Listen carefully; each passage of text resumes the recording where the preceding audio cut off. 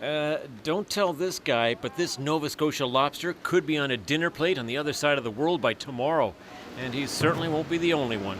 It's been brisk, to say the least. The demand has been there. And increasingly, that demand is from China. Thanks to that country's trade war with Trump, live Canadian lobsters are on the move, destined for Asia in volumes no one has seen before.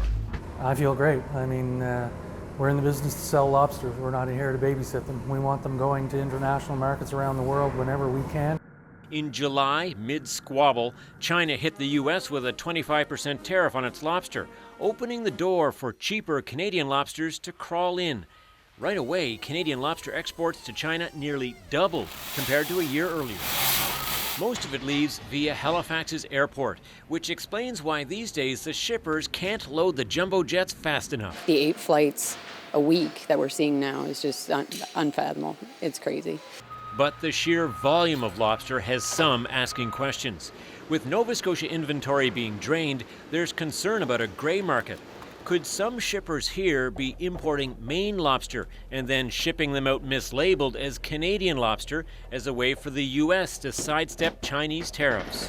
Definitely there seems to be some lobster coming in that way. At industry meetings, there's a fear that could jeopardize a booming market. We're watching it, and more importantly, some of our live shippers are worried that it could erode the Canadian market, so we're making sure that we understand it. And then we're trying to dig into the country of origin rules a little more, but as we know it now, live lobster is very clear. If it comes in as U.S., it has to be sold as U.S.